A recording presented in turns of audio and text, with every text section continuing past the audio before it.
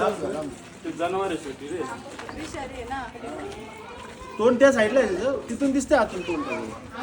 वरून बघा. बोललं नाही दाखवताना. नाही असं ते काही नाही. तिकडूनच आली असेल ती, पाठीमागूनच आली असेल ती. तर नमस्कार मित्रांनो, जय शिवराय. मी आहे साई पार्क तळेरानवाडी, जे की केसनंद एरियाच्या आजूबाजूला हद्दीमध्ये येतं. आणि इथे बघा कुंडी ठेवली आहे, इकडे पायऱ्या आहेत, पलीकडे कुंडी आहे आणि कुंडीच्या शेजारी अतिशय विषारी घोणस प्रजातीचा साप लपून बसलाय. या पायरीवर जाता येता जर समजा तो साप आला असता, थोडा पाय वगैरे पडला असता तर बचावू शकतो. असं पायऱ्यांलगत एकदम चिटकून अडचण झाडे वगैरे ठेवू नका, थोडंसं लांब पाहिजे आपण, कारण आपला हा जाण्या येण्याचा मार्ग असतो. थोडी जरी काही अडचण असेल तर सापाला काही एवढीशी जागा पुरेशी आहे. आता हा घोणस आहे, खूप जास्त विषारी आहे, त्यामुळे आधी आपली बॅग सेट करून मग आपण त्याला पॅक करून घेऊयात. तू ये माधुरी बाहेर. नाही ना असू द्या, माझं ऐका बाहेर.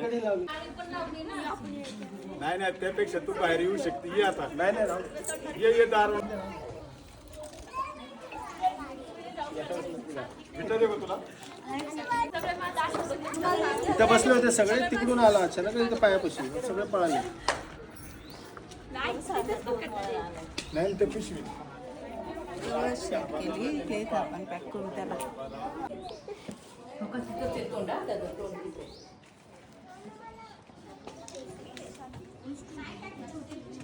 घोणस आहे मित्रांनो, याला अजून देखील खूप सारे लोक याला अजगर पिल्लू किंवा अजगर समजतात. आणि ह्याच सापाची जसं असा पाऊस पडतो ना सुरुवातीला, मग ह्या सापाची ना अशी छोटी छोटी पिल्लं बाहेर पडतात. मग लोक त्याला सुद्धा अजगरची पिल्लू समजून पकडायला जातात, पण हे खूप विषारी साप आहे. त्यामुळे ह्याची ओळख मी तुम्हाला सांगणार आहे. ओळख अशी आहे याची की या सापाचं जे तोंड आहे ते त्रिकोणी अँगलमध्ये येतं. त्रिकोणी आकाराचं तोंड असतं या सापाचं. आणि ह्या सापाच्या अंगावर पूर्ण मानेपासून ते शेपटीपर्यंत काळ्या चॉकलेटी धब्यांची एक साखळी असते.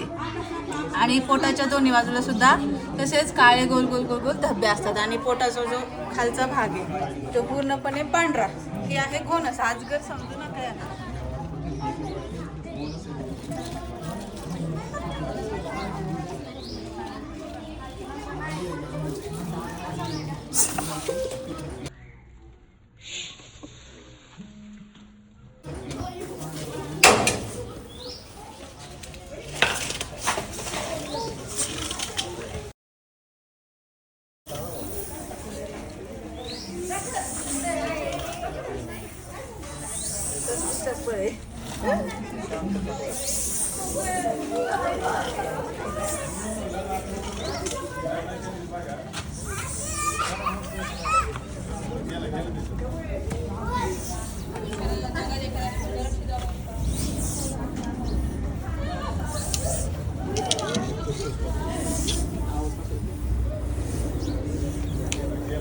बघितलं किती शांत बसलेली, पण होती किती चपळ.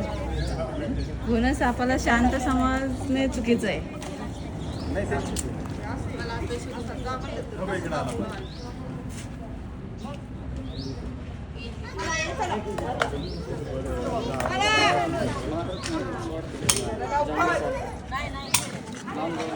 नाही तो चपून बसला. कुठला आहे साप? घोणस. अरे तू मागचा निघाला होता. आता नको काढू बाहेर. नाही बाहेर नाही काढत आहे, पॅक करायचं ना त्याला. हे काय हे लय इम्पॉर्टंट असतं, इथंच बैठतात जास्त. कधी कधी पिशवी उसवली नाही नाही उसवलेली ठेवत नाही.